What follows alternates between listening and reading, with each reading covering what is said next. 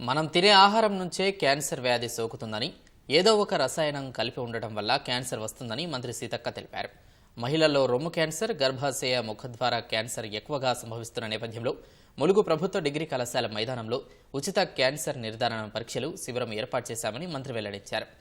మహిళా అభివృద్ధి సంక్షేమ శాఖ, గ్రేస్ క్యాన్సర్ ఫౌండేషన్ ఆధ్వర్యంలో జిల్లాలోని అంగన్వాడీ టీచర్లు, ఆయాలకు పరీక్ష నిర్వహిస్తామని మంత్రి సీతక్క పేర్కొన్నారు. ములుగు రేపు ఏటూ నాగారం కేంద్రంగా ములుగు జిల్లాలో ఉన్నటువంటి అంగన్వాడీ టీచర్లకు ఆయలకు అందరికి కూడా ఈ క్యాన్సర్ టెస్టింగ్లు చేయడం జరుగుతూ ఉంది. టెస్ట్ ద్వారా వాళ్ళకి ఏదైనా బయటకు వస్తే ఖచ్చితంగా ట్రీట్మెంట్ కూడా వాళ్ళను గైడ్ చేయడం జరుగుతుంది. అంగన్వాడీ టీచర్లు ఒక గ్రామాన్ని వాళ్ళు మోటివేషన్ చేయగలుగుతారు. సో అట్లా అంగన్వాడీలు తర్వాత ఆశా వర్కర్లు కూడా ఇది పెట్టాలనుకుంటున్నాం. ఎందుకంటే వాళ్ళు ఇల్లు తిరుగుతూ ఉంటారు. అదేవిధంగా సెంటర్లకు ఉమెన్స్ వస్తూ ఉంటారు, మహిళలు వస్తూ ఉంటారు. వాళ్ళతో ముచ్చటించి కూడా వాళ్ళకు ఇట్లాంటి అవేర్నెస్ కూడా కల్పిస్తారు. అట్లా క్యాన్సర్ రహిత సమాజాన్ని మనం చూడాలని నేను మనస్ఫూర్తిగా కోరుకుంటూ ఈ యొక్క కార్యక్రమానికి శ్రీకారం చుట్టడం.